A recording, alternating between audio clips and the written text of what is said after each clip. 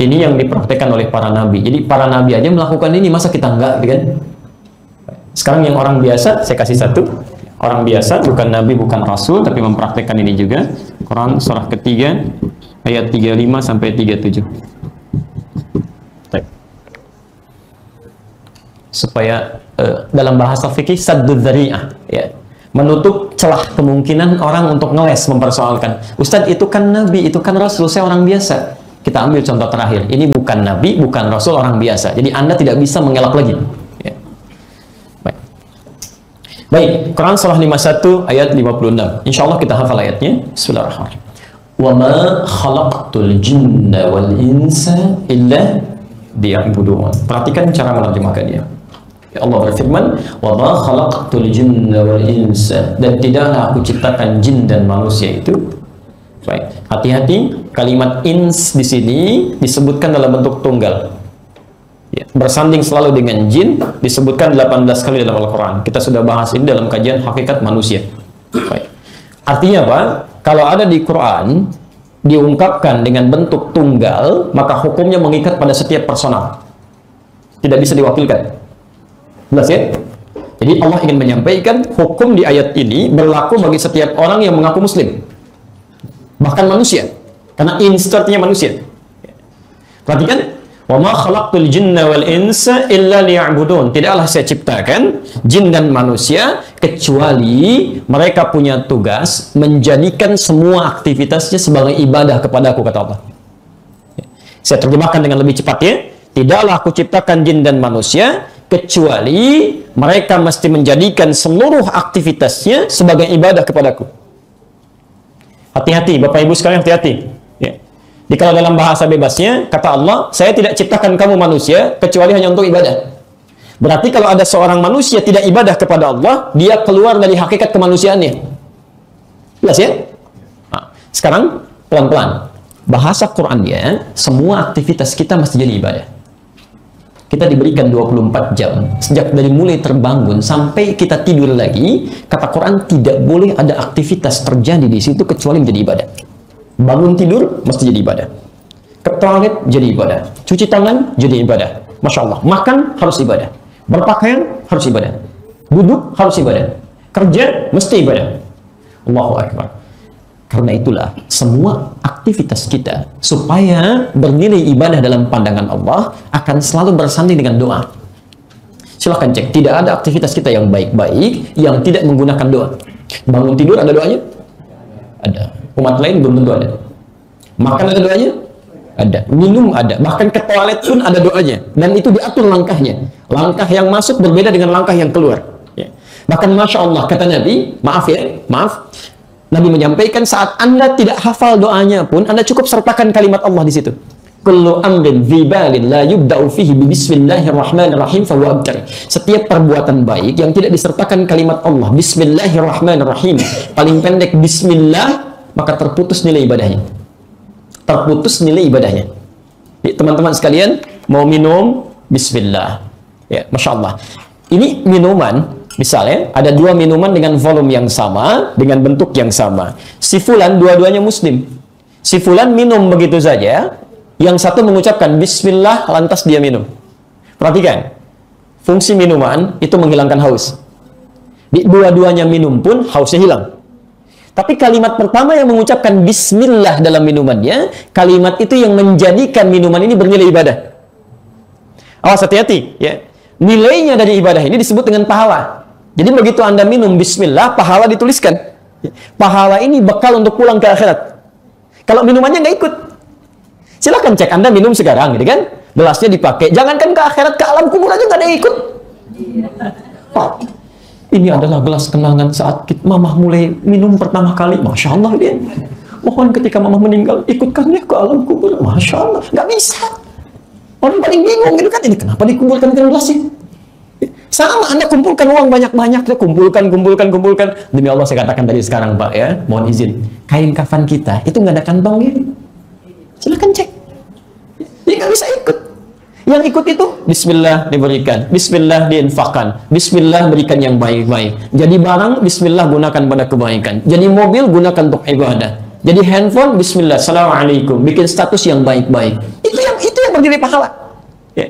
Yang paling menarik, saat Anda minum misalnya tidak mengucapkan bismillah, itu bukan hanya pahala tidak hadir dalam kehidupan akhirat.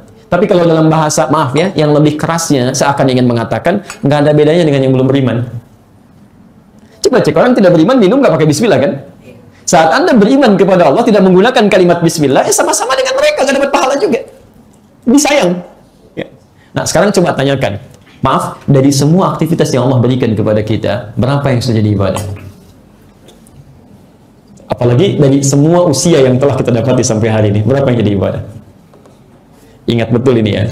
Ada dulu kami mendengar satu hasil penelitian ringan, ya, bahwa usia manusia pada umumnya, walau tidak semuanya, itu setengahnya dipakai tidur. Setengahnya, walau tidak semuanya. Umumnya setengahnya dipakai tidur. Jadi kalau ada usia 40 tahun, tidurnya berapa tahun? Masya Allah. Usia 40, tidurnya berapa tahun? Bisa, setengahnya hampir 20 tahun kan? Yang digunakan beraktivitas, ingat bukan ibadah, beraktivitas itu 20 tahun. Jadi di sini ada sholatnya, gitu kan? Kemudian baca Qur'annya, plus juga ada bohongnya, ada maksiatnya, ada macam-macamnya. Baik, sekarang saya mau ambil dulu pernyataan. Dari 20 tahun ini kira-kira jadi ibadah berapa tahun?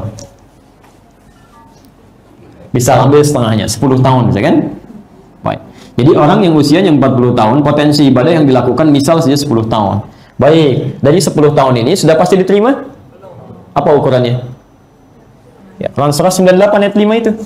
Wa ma umiru illa liya'budullaha mukhlishina lahuddin. Al-Bayyinah. Harus ikhlas.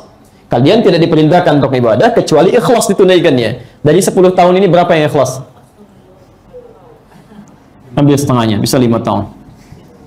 Masya Allah. Orang diberikan usia 40 tahun, potensi ibadah yang bisa dibawa menghadap Allah dengan penuh kebanggaan, kebahagiaan, itu 5 tahun. Maksiatnya berapa tahun? Bertakwalah kepada Allah. Kalau kita tidak perbaiki diri kita saat ini, persaingannya begitu ketat. Tidak mudah gitu. Kami sebelum berangkat ke sini, saya buka handphone, saya lihat, Masya Allah, saya langsung menangis. Langsung menangis. Anda bisa bayangkan, kami mendapat undangan dari perkumpulan tunanetra se-Jabodetabek. Se-Jabodetabek. Yang mereka khususkan dirinya untuk menghafal Al-Quran.